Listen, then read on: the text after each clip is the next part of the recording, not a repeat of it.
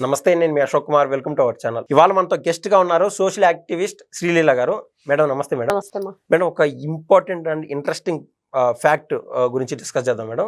ఆంధ్రప్రదేశ్ లో మొన్న నారా చంద్రబాబు నాయుడు గారు ఒక విషయం క్లారిటీగా చెప్పారు. ఏదంటే మూడో బిడ్డ కన్నా పుడితే 30,000 రూపాయలు డబ్బులు ఇస్తాము, నాలుగో బిడ్డ కన్నా పుడితే 40,000 డబ్బులు ఇస్తాము, దాంతోపాటు ప్రతి నెల ఇది అంటే 1,500 కావచ్చు, 2,000 కావచ్చు, అట్లా అంటే మూడో బిడ్డకి పలానాది, నాలుగో బిడ్డకి పలానా అని చెప్పి ఇన్సెంటివ్స్ కూడా ప్రకటించారు. ఈ క్రమంలో వైసీపీ సోషల్ మీడియా కావచ్చు లేదా న్యూట్రల్ ముసుగులో ఉన్నటువంటి కొంతమంది కావచ్చు కొన్ని క్వశ్చన్స్ అంటూ సమాజం ముందు పెట్టే ప్రయత్నం చేస్తున్నారు. అందులో భాగంగా వాళ్ళు అంటుంది ఏంటంటే, నారా చంద్రబాబు నాయుడు గారికి ఒక బిడ్డ, నారా లోకేష్ గారికి కూడా ఒకే బిడ్డ, మీ ఇంట్లో ఏమో ఒక బిడ్డే ఉండాలా, ఆ బిడ్డే తేజోదీపంగా వెలుగొందాలా, మిగిలిన ఇళ్లలో నలుగురు బిడ్డలు కానీ ముగ్గురిని కానీ వాళ్ళ సంతానం ఏంది, వాళ్ళ బట్టలు ఏంది, వాళ్ళ తిండి ఏంది, ఎట్లా చాకాలా, వాళ్ళ చదువులు ఏంది అన్నట్టు వాళ్ళు క్వశ్చన్ అరెస్ట్ చేస్తున్నారు. దాని గురించి ఏమంటారు మేడం? ఇక్కడ వాళ్ళు మాట్లాడేటప్పుడు ఫస్ట్ ఆలోచించాల్సింది తిరిగి నువ్వెందుకు ఒకరిని కన్నావు, నీ కొడుకు ఎందుకు ఒకరిని కన్నారు అనేది కాదు. ఈ రోజున రాష్ట్రంలో ఎలాంటి మార్పులు వచ్చినాయి, జనాభా సంఖ్య ముఖ్యంగా వృద్ధులు ఎంత శాతం ఉన్నారు, మిడిల్ ఏజ్ వాళ్ళు ఎంతమంది ఉన్నారు, యంగ్ ఏజ్ వాళ్ళు ఎంతమంది ఉన్నారు, టీనేజ్ వాళ్ళు ఎంతమంది ఉన్నారు, చిన్నపిల్లలు ఎంతమంది, ఈ లెక్కల ప్రకారం వస్తే మనకి ఫ్యూచర్ ఇంకా మళ్ళీ జనరేషన్లు వచ్చే కొద్దీ మరి ఈ పిల్లల శాతం తగ్గిపోతుంది. యూత్ ఉండదు, మిడిల్ ఏజ్ వాళ్ళు ఉండరు, వృద్ధులు మాత్రమే మిగిలిపోతారు. అప్పుడేంటి పరిస్థితి? అభివృద్ధి ఎక్కడ జరుగుతుంది? రాష్ట్రం ఆనందంగా ఉండాలి, అభివృద్ధి పదం వైపు పరిగెత్తాలి, ప్రశాంతంగా మరి అన్ని దేశాల కంటే కూడా మన దేశంలో మన రాష్ట్రం ముందడుగు ఉండాలని చెప్పేసి మనం చెప్తున్నాం. 2047 స్వర్ణాంధ్రప్రదేశ్గా తీర్చిదిద్దాలని నారా చంద్రబాబు నాయుడు గారు చెప్తున్నారు. మరి ఏ లక్ష్యంతో వెళ్ళాలి? పిల్లలు ఉంటేనే కదా. నేటి బాలలే రేపటి పౌరులు అని చెప్పుకుంటున్నాం. ఈ నేటి బాలలు లేకుండా రేపటి పౌరులు ఎక్కడి నుంచి వస్తారు? ఆ తప్పు ఆయన చేశారు కాబట్టే సరిదిద్దుకోమని ఇప్పుడు చెప్తున్నారు. ఏదైనా అనుభవంలో మనం అనుభవిస్తేనే కదా మనకు తెలిసేది. అప్పుడున్న పరిస్థితులకి, అప్పుడున్న ఆలోచనలకి ఆ తప్పు మేము చేసాం. మీరు అన్నట్లు 1980s 1975 around that one or none, అయితే ఒక్కరా లేకుండా అసలే వద్దా అనే నినాదంతో యావత్ దేశం కూడా ముందుకెళ్తా ఉన్నటువంటి క్రమం అది. ఇప్పుడు అసలు పిల్లలు వద్దని ఫ్యామిలీ ప్లానింగ్ చేయడంలో కూడా ఈ గవర్నమెంట్ హాస్పిటల్స్ చాలా పోరాడాయి. అలా ఫ్యామిలీ ప్లానింగ్ కనుక చేయించుకుంటే వాళ్ళకి డబ్బులు ఇవ్వటం అలా కూడా పెట్టారు. వాళ్ళకి ఏదైనా ఆర్థిక సహాయం చేయటం ఇట్లన్నీ చేసేవాళ్ళు. ఏంటి మీకు గుర్తుందా, ఒకనొక టైంలో 2 ఎడ్లు బండి కూడా ఇస్తామని చెప్పి ప్రకటించింది మేము చిన్నపిల్లలప్పుడు అనేవాళ్ళు. అట్లాగా గవర్నమెంట్ హాస్పిటల్లో ఫ్యామిలీ ప్లానింగ్ ఆపరేషన్ చేయించుకుంటే 2 ఎడ్లు బండి 2 ఎడ్లు ఇస్తామని చెప్పేది కూడా ఒక ప్రకటన వచ్చింది. అంత ఇదిగా అప్పట్లో మరి ఉంది కాబట్టే నారా చంద్రబాబు నాయుడు గారు ఒకరిని, వాళ్ళ అబ్బాయి ఒకరిని, ఇప్పుడు అది జరిగిపోయింది కాబట్టి ఇప్పుడు మిగతా వాళ్ళన్నా సేఫ్ జోన్లోకి వద్దాము, మీరు ముందస్తు చర్యలుగా మేము ప్రకటిస్తున్నాము. మనం చూసాం ఆ మధ్య ఒక ఎంపీ గారు కూడా ప్రకటించారు, ఇట్లా ఒక ఆవుని గిఫ్ట్గా ఇస్తాను, 2వ బిడ్డ 3వ బిడ్డ పుడితే, లేకపోతే 50,000 రూపాయలు డబ్బులు ఇస్తాను, అమ్మాయికి అయితే ఇది, అబ్బాయికి అయితే ఇది, 3వసారి ఎవరైనా సరే డెలివరీ అయితే. ఇలాంటివన్నీ అంటే మూర్ఖులకి మీరు ఎన్ని రకాలు చెప్పినా అర్థం కాదు. ఈ రోజున ఈ వైఎస్ఆర్సీపీ పార్టీ వాళ్ళు కేవలం ఆ ఒక్క మాట పట్టుకొని, ఇప్పుడు ఇది జగన్మోహన్ రెడ్డి కాదు, వాళ్ళ నాన్న రాజశేఖర్ రెడ్డి దగ్గర నుంచి వచ్చింది. నారా చంద్రబాబు నాయుడు గారు ఇప్పుడు బాబు గారికి వచ్చే ప్రయోజనం ఏంటి మేడం అసలు దీంట్లో? ఇక్కడ ఒకటేనమ్మా, ఇప్పుడే అనుకున్నాం, నేటి బాలలే రేపటి పౌరులు. ఆయన ఏ విజన్తో ముందుకు వెళుతున్నాడు, రేపు రాష్ట్రాన్ని ఏ విధంగా తీర్చిదిద్దాలనుకుంటున్నారు? యువకులు లేకపోతే ఇంకా రాష్ట్రం ఏముంటుంది నీకు? సో మీరు చెప్పేది 25 ఏళ్ళు కావచ్చు, 30 ఏళ్ళు, 45 ఏళ్ళు ఇది అనుభవించడానికి, ఒకవేళ వీళ్ళన్నిటి 3 4 కనిన తర్వాత ఓట్ బ్యాంక్ గా మారిన తర్వాత చూడడానికి కూడా బహుశా బాబు గారు కూడా 50 ఏళ్ళ తర్వాత ఉండరు అనేది వాస్తవం. అవును.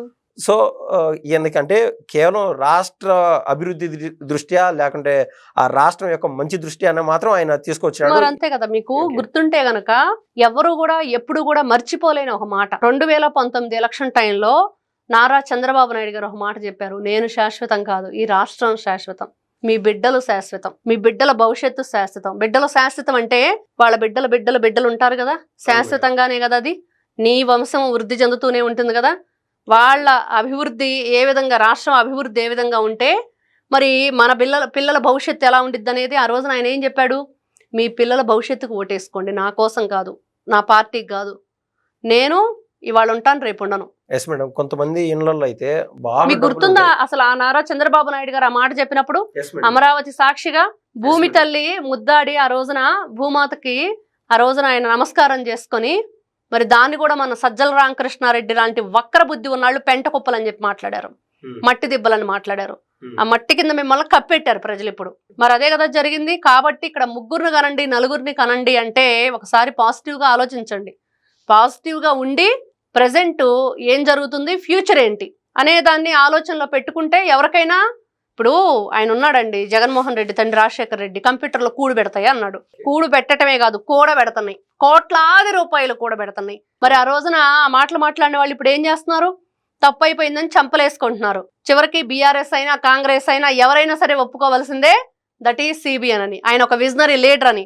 ఈ రోజున ఎక్కడైతే తెలంగాణలోని హైదరాబాద్ ని సైబరాబాద్ సృష్టికర్తని, మరి హైటెక్ సీఎం అని. ఇక్కడ సేమ్ అదే జగన్మోహన్ రెడ్డి గారి ఫ్యామిలీకి సంబంధించి వాళ్ళ తాత వ్యవహారం చూసినా, లేదా వాళ్ళ తాత వాళ్ళ నాయన వ్యవహారం చూసినా కూడా ఒక ఆయన ఈ 2 పెళ్లిళ్ళు చేసుకున్నాడు, దాదాపు 12 మంది సంతానం రేంజ్ లో ఆ ఫ్యామిలీ ఎదిగింది.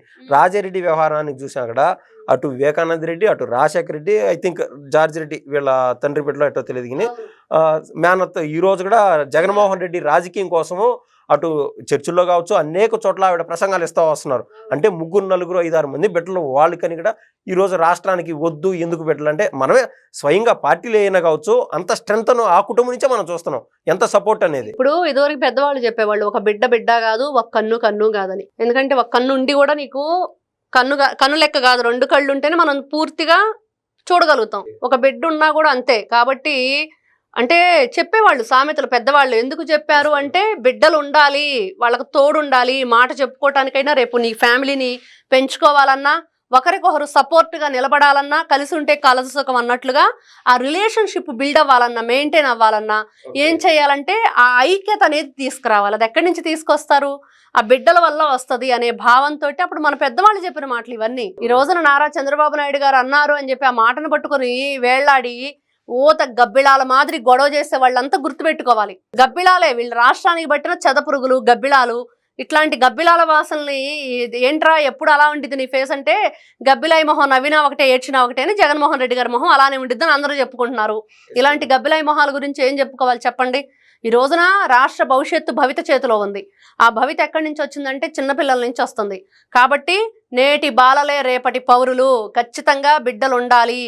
ఈ రోజున చాలా ప్రాబ్లమ్స్ ఫేస్ చేస్తున్నారు మహిళలు, పురుషులు కూడా.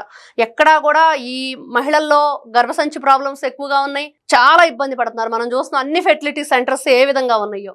మరి ఇన్ని రకాలుగా ఇబ్బందులు పడుతూ బిడ్డలను కంటానికి కూడా రకరకాలుగా ఉంటే, మరి అవకాశం ఉన్న వాళ్ళన్నా 3, 4 కనండి అనేది ఆయన పిలుపునిస్తున్నాడు. గుళ్ళు గోపురాల చుట్టూ తిరుగుతూనే ఉంటారు, డబ్బులు ఉన్న వాళ్ళు కూడా 5-6 ఏళ్ళ గ్యాప్లు వస్తాయి, బిడ్డలు పుట్టరు, రకరకాల అవస్థలు పడుతూనే ఉన్నారు. చాలా చాలా చాలా ఈ ఫెర్టిలిటీ సెంటర్స్ అని ఎందుకు పెరిగినాయి, ఈ IVF కేంద్రాలని ఎందుకు వస్తున్నాయి, మరి ఆ ఆరోగ్యకరమైన వాతావరణం లేదు, ఆరోగ్యకరమైన మరి ఈ దంపతులు లేరు. కాబట్టి మీరు ఆరోగ్యంగా ఉండండి.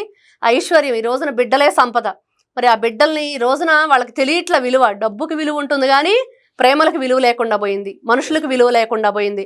అవి లేకపోవటం వల్ల ఇట్లాంటి మాటలన్నీ వస్తున్నాయి. కాబట్టి ఆ విలువల్ని పెంచాలనే ఉద్దేశంతో వాళ్ళకు ఒక భరోసా నేను ఇస్తానంటున్నారు ఆయన. వాళ్ళ భవిష్యత్తుకు భరోసా నేనున్నాను, ఖచ్చితంగా మీరు ఈ విధంగా ఉండండి. ఎందుకంటే రేపు ఫ్యూచర్ రాష్ట్రంలో ఏం మిగలటం లేదు, పిల్లలు అనే వాళ్ళు లేరు. కాబట్టి ఇవన్నీ ఒక అవగాహన ఉన్న వాళ్ళకైతే తెలుస్తాయి. ఈ అడ్డగాడిదలాగా గాడిద మీద చూసారు కదా, ఆ మోటార్ వెహికల్ పెట్టి ఎలా చేస్తున్నారో, ఇట్లాంటి పనులు చేసే వాళ్ళకి ఏం తెలుస్తాయి చెప్పండి.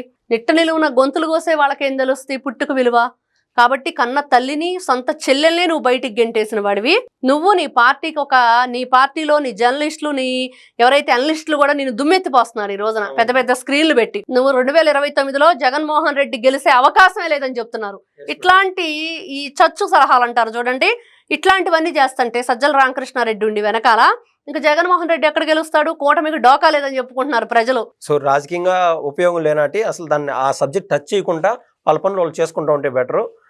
ఇటువంటి ఇప్పుడు ఏదన్నా మంచి మనసుతో ముందుకు వచ్చి ఒక మాట తీసుకొచ్చిన దాన్ని కూడా ఇప్పుడు మీకు వాళ్ళు ఈ 30,000 40,000 గురించే కాదండి, మహిళా బస్సుల గురించి మాట్లాడుతున్నారు. ఏదో మోసం చేసేసాడు చంద్రబాబు నాయుడు, వంచన చేసేసాడు చంద్రబాబు నాయుడు, మహిళలను ముంచేశాడని. ఎక్కడ ముంచాడు, ఎలా ముంచాడు చెప్పమనండి. కనీసం మహిళల్ని ఏ రోజు కూడా మీరు ఆదరించకపోగా వాళ్ళు దాచుకున్న శ్రీనిధి డబ్బుల్ని జగన్మోహన్ రెడ్డి కొట్టేశాడు కదా. ఎన్ని కోట్ల రూపాయలు కొట్టేశాడు చెప్పమనండి బ్యాంకుల్లో నుంచి. వాళ్ళు రూపాయి కూడబెట్టుకునే డ్వాక్రా మహిళలై ఎవరు సమాధానం చెప్తారు దీనికి? వాళ్ళు 11 మంది ఉండి అసెంబ్లీకి ఎందుకు రావట్లేదు? ఈ రోజున వాళ్ళు ఓడిపోవడానికి గల కారణాలు ఇవే అని చెప్పేసి వాళ్ళ జర్నలిస్టులే వాళ్ళు దుమ్మెత్తిపోస్తున్నారు. కాబట్టి వాళ్ళు తెలుసుకోవాలి ఏం మాట్లాడాలి, ఏం మాట్లాడకూడదు. ఈ రోజున వాళ్ళ కాలం కలిసి రాక తాడే పామై కరుస్తున్నట్టుగా వాళ్ళ మాటలు వాళ్ళకే ఎదురు తిరుగుతున్నాయి. Thank you madam. నమస్తే అమ్మా.